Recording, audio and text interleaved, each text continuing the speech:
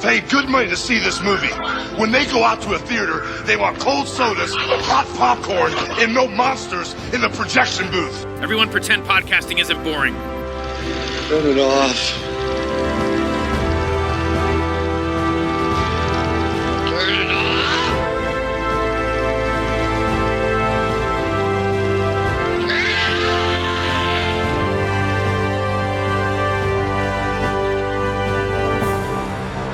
In Animal House. Rout.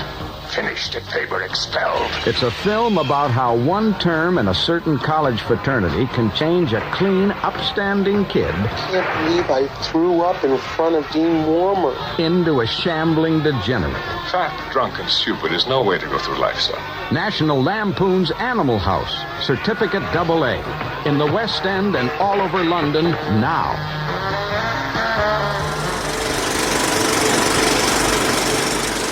Hey folks, welcome to a special episode of The Projection Booth. I'm your host Mike White. On this episode, I'm talking with Jeff Nelligan.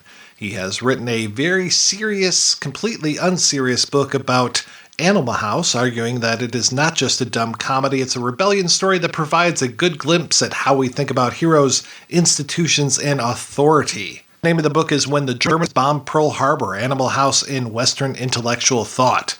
It is very much a satire, though it reads very much like a close reading of Animal House. I had a lot of fun with it. I think you will too. Check out Mr. Nelligan's books at Nelligan.com. That's Nelligan.com. Thanks so much for listening, and I hope you enjoyed this interview. Tell me a little bit about some of your other books that you've written. One that's most similar to this one is another kind of faux academic study of Caddyshack, another period piece comedy, and that actually did pretty well. A lot of golfers bought it, like thousands, so I really lucked out. I've had a lot of good fortune with books I wrote about parenting, helping raise my three sons, and so I wrote a book, 4 Lessons from My Three Sons, in which I talked about how they grew up and their passage through childhood, adolescence, and to some rather good colleges and to military careers. All three are military officers. And the last one probably is of most interest is that I wrote one about my time in politics in Washington, D.C., Tales from the Swamp. So what brought you to write about Caddyshack and then eventually National Lampoon's Animal House? I'm glad you put National Lampoon's Animal House. I try to put that in there all the time. I was at a meeting with a bunch of colleagues about 6 months ago, and we were sorting through this issue, and one guy said, if we fix it that way, they're going to put us on double secret probation. And I'm in this room with 3 generations of individuals, and all of them laugh, including the women in the room. I just had an epiphany, and I thought, my goodness, this movie so ingrained in pop culture. And then I thought, I'd love to revisit this movie, one of my favorites, top 5. And then I thought, do it the mock academic way, i.e. it is about a college, Faber College. And the third thing was just to give a little bit of a break from the doom scrolling and the unsettledness and disunity and politics. And so that's why I put it together. What's your history with the movie itself? Avid fan. But another part of it too was I went to a school. There was a small New England college like Faber, a place called Williams in northwest Massachusetts, which was about 2 hours from Dartmouth, about which the movie was made, about the hijinks there. And the Faber setting was so similar to the setting at the school I went to. We didn't have frats, but it was that kind of place where there were jokesters everywhere. The school administration was less of an authoritarian thing you'll see in Animal House. But I had that real good glimpse of what a small liberal arts college is like. And that was really invaluable. No dead horses in the dean's office or anything like that? Nothing that got that out of control, no. But the toilets exploded in the spring. That actually happened, believe it or not, yes. When did you first see the movie? 1978. when I was still in college. So seeing the Faber College versus the Williams situation was it wasn't a mirror image, but it was pretty darn close. So yeah, right when it first came out, being in Washington, D.C., and then doing what I did in politics and in Congress, you would always hear these lines: double secret probation. Some outstanding guys will pledge or they won't pledge at all. I state your name. Just, you would continually hear these things in a joker manner among men. But as the movie kind of just lingered on, like, very unusual, you'd appreciate this. It was made for about $3.1 million, and its gross out at the end of 2025 was $671 million. There are movies last night would give anything to have a quarter of that take at the box office, So the enduring quality of it is amazing to me. And as I said, when you can sit in a room with 3 generations of people and they all laugh at a joke from a nearly 50-year-old movie. What is your kind of approach when you go, okay, I'm going to turn my attention towards Animal House, and how are you going to figure out how you want to write that book? It's too easy to do a chronological study of it. You and I have no illusions. I've listened to your podcast. You guys are reviewing and looking at some very serious, gripping films with great cinematography and great scripts. This thing is just the opposite. It's just a nutty fun house. So I just didn't want to do a chronological look at it. I wanted to think, how could you organize this? And I thought, you got 7 characters really, who are just such standouts. And if you keep the descriptions brief enough and highlight where they star, it's a manageable task. The history of the movie, actually, a book has been written about that. It was called Fat, Drunk, and Stupid by Marty Simmons, who was the producer of it and a National Lampoon patriarch. And it's a great book. It's very funny. And it talks about the production. And I know a lot about the production of it and the background just because of reading the Simmons book and reading about anything I could find on Animal House. You look at those extravaganzas last night, and then you contrast it with a movie made in 31 days for $3 million, ending up with something like nearly 2 hours of film that they had to edit down to about 109 minutes. It's amazing. It may not have been the first slobs versus snobs comedy, but this really set the stage for so many imitators afterwards. Exactly. And you look at all the movies that followed. Caddyshack was a year later, at the ultimate snobs versus slobs. And then the Porky's movies and a little bit of Stripes and all those movies bouncing off of it. And the guys who put it together, John Landis, Harold Ramis, those guys having further real success with comedies.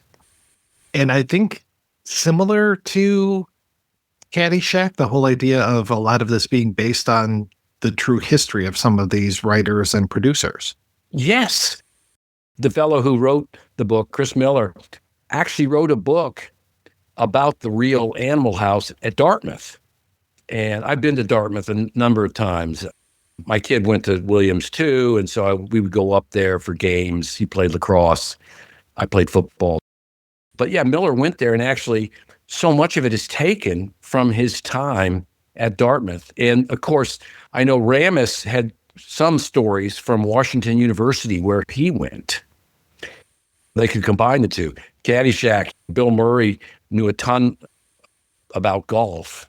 He's a caddy, for goodness sakes, a real caddy. Yeah, you're right. Personal experiences forming the script. The politics that are going on, setting this in 62, having the JFK float, the idea of having the college professor basically be a stand-in for Satan. There's so many great things to this. The threatening clouds of war, and that they're all going to be drafted. The racial aspect of it, and that aspect, which they handled, I think, pretty well. In fact, they had different black entertainers look at, for example, that Dexter Lake club scene to ensure that it wasn't something that would be antagonizing, and they all loved it, so they kept it in. I always appreciate, can't remember if it's Boone or Otter that kind of gives a shout out to Otis when he's playing at the toga party. It's Boone. Otis and he gives him that like blank look. I have no idea who the hell you are. And I'm always like, that's great because you're trying to make this inroad. Hey, yeah, we saw you at that club or whatever. The guy's just like, I don't know who the hell you are, white boy. Yeah, exactly. He goes, Otis loves us. Revisiting the movie through your book just put such a warm place in my heart where I just was like, how many times have I seen this movie? And it was demanding that I rewatch it again. Oh my gosh. How many times do you think you've seen it, Mike? Just guess, half a dozen? Honestly, because it was on cable when I was younger. And then you had scenes like the women's dormitory, the sorority, probably 20, 30 times. Oh my goodness. That's amazing. As again, I know that you deal with some high intellect stuff in what you've reviewed and talk about. And I have no illusions about the movie other than, yeah, it's 671 million and counting. And like I said last night, some of those movies will never even break even domestically. And I don't mean that in a bad way. I'm just saying these serious prestige films, at the same time you have a comedy, which it can overturn moral seriousness without even trying and without working hard. Well, yeah, and they tried to catch lightning in a bottle, like having the class reunion. And then wasn't there even a TV show that was based on Animal House as well? There sure was. It was called Delta House, and it lasted for a season, 11 episodes, and just went away. I think part of it is just the cast, the incredible cast of this movie, and seeing so many of these actors that you had never seen before. I don't remember if Kevin Bacon was in anything prior to this. I know that Tom Hulse was very early in his career with this. Yeah. For goodness sakes. How many guys last night would have done anything to be even in the room? And there's Hulse playing Pinto, and probably, I want to say 23 years later, he's winning an Oscar. He's the man. And Karen Allen, the Indiana Jones, which is a paycheck for life. And Tim Matheson, who just kept going and going and going. All those guys had those careers. And in the casting of it, which they gave an award for last night, most of these guys, Matheson was probably the biggest star of them all. They only brought Donald Sutherland in because they needed one big star as a reassurance to the money behind it. And it was back and forth negotiation. And finally he said, I'll just take $33,000 and no residuals, and I'll be there for a day. It's such a crazy, nutty thing put together, and just hitting that lightning, as you said, to become this thing that 3 generations, my kids, they're military officers and they're pretty hard men, but they and their enlisted guys around, their officers with enlisted guys underneath them, they know the movie. For gosh sakes, we're talking guys that are 25 to 28 years old who can quote lines from it. How does that happen? And particularly in this kind of age when it's just a torrent of everything that's modern and little that is from way back. Yeah, I'm sure Drop and Give Me 20 doesn't age in the military. A pledge pin on your uniform? All those kind of things that would just come up. And again, not only with just macho guys that are cavemen, almost anybody. Did you have any challenges writing this book? Being completely candid here, I hoped it was funny. I can laugh over it, and I the Delta construct, the new challenge to Jean-Claude Racine's 17th century anti-hero paradigm. And I thought, am I reaching too far or not? And I wanted to make sure it was funny. You can recite the scenes and you can get a lot of laughs out of that, but you just hope it holds together, that someone doesn't say, and again, I'm being candid, doesn't say, this is just a recitation of the movie, which I love. I could watch it again. And I think also the part of it is keeping it short. It's only 13,000 words. It's a very short book. So I think keeping that humor going, but also too getting people, I love the way you ended it, just the way you described reading it, feeling a little bit up at the end that this was a funny movie. And there are some funny things in this book and in life. Again, I'd like to get away from the heaviness and the grimness that seems, and this is something you note a lot, or you show the opposite. Again, I'll use the word grim. The heaviness, the seriousness, and the futility. This is just the opposite. And the last comedy to win an Oscar was Birdman, 2015. And even that had some dark tones to it. And I'm not sure that any comedy, and then, of course, the Deadpool series is listed as a comedy, but that's special effects and manufactured violence and all that.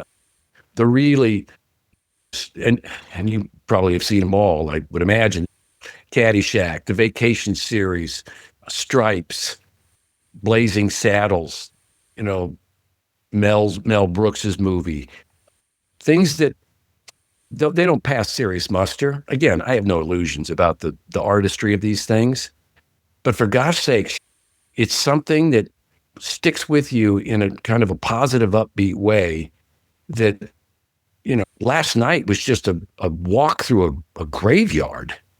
And I'm going back to that because that just seems to be, that's the current state of film.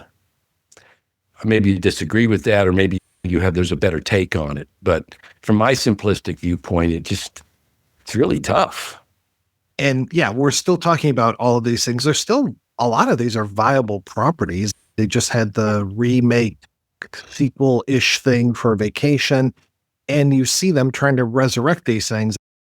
Talking about the Oscars last night, I think the reminder of Bridesmaids, that was, what they say, 15 years ago, and that was really one of the last major successful comedies I can think of. 15 years ago, when they walked out and they look pretty good and they have some tour with the SNL cast, or maybe 3, and then Ellie, who's from The Office of all places. Yeah, I like the way you put about the franchise. I recently saw Naked Gun, and I thought the original was pretty clever. Again, this is not prestige filmmaking. It's just nuttiness. But boy, it has a script and writing that really carries it along. Yeah, no, and that's one of the things I like about Animal House too, is like you've got your major threads going through, but then you have so many of those just little vignette moments, like I bought my love of the flower, like that whole thing with the guitar and all that. That's just you could cut that out in a heartbeat, but it adds so much to it. Going back to that whole, the kind of the time capsule that it was in, the beginning of the hippie movement and youth culture, and there's that guy who's the avatar of it all with the guitar and the long hair, Stephen Bishop, of all people, who made it big later on. Yeah, that Bridesmaids, that was really stunning to see that, to think, oh my gosh, that was funny.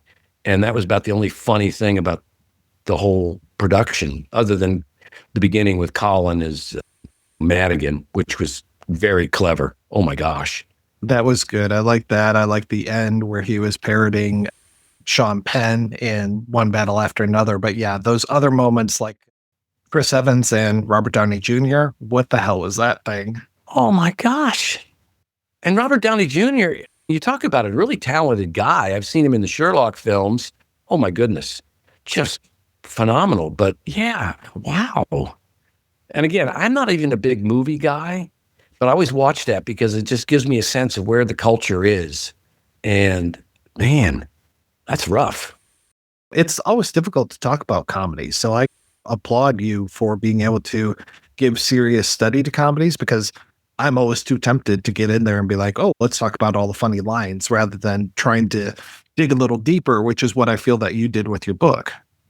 It's a gag thing, but it's a story of rebellion and against authority. And that, at the time, that became the signature of the 1960s.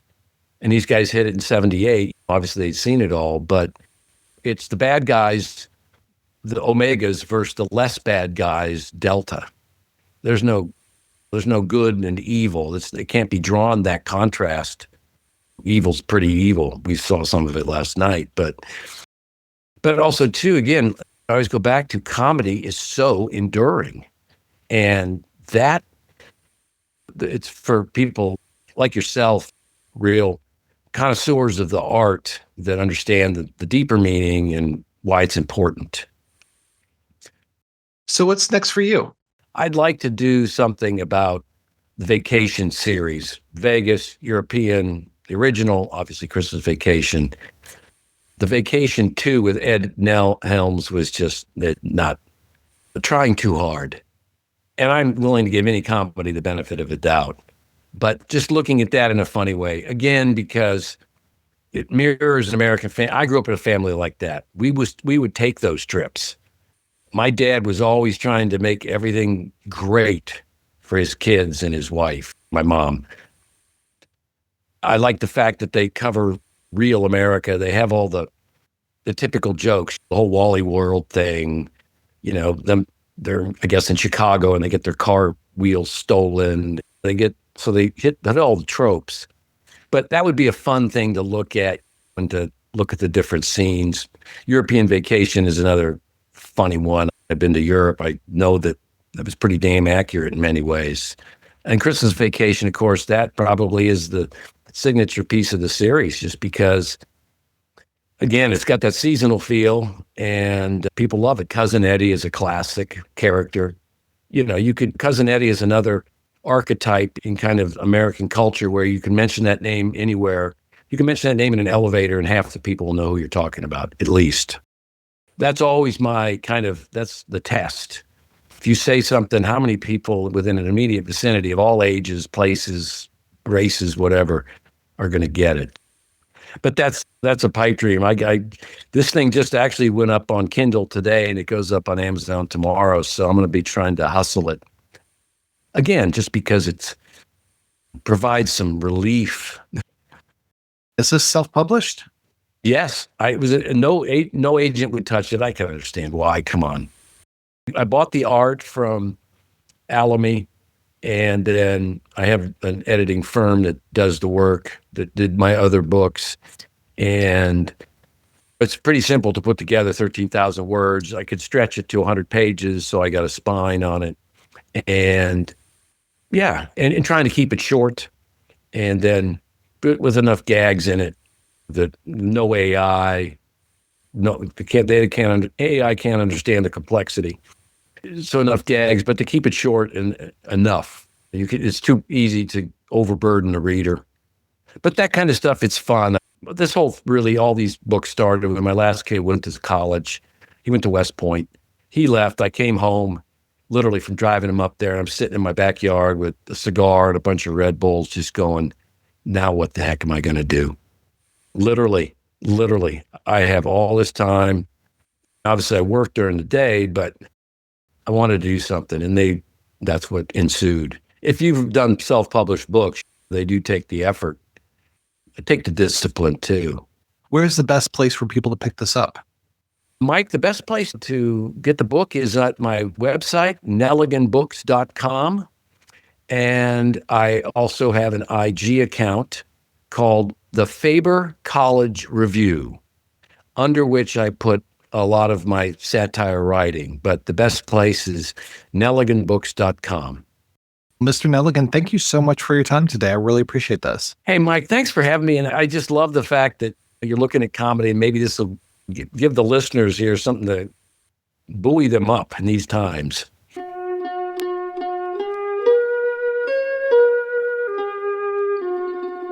I gave my love a cherry that had no stone.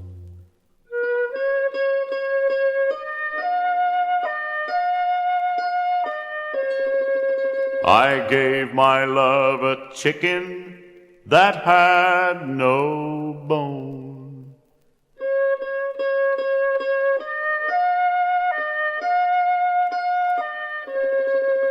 I gave my love a ring that had no end. I gave my love a baby with no crying.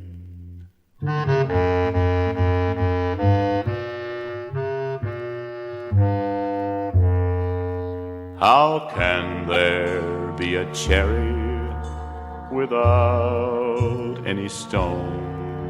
How can there be a chicken that has no bone? How can there be a ring that has no end? How can there be a baby with no crying?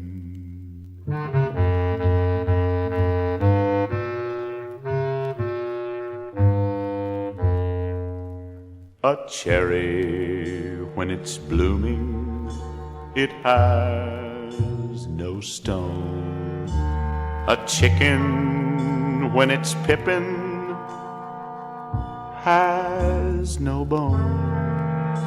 A ring, when it's rolling, has no end. A baby, when it's sleeping, has no crying.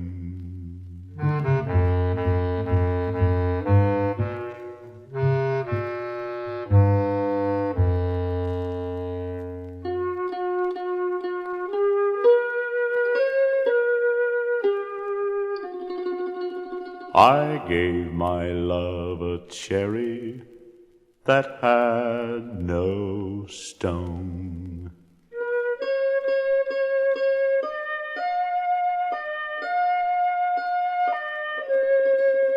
I gave my love a chicken that had no bone.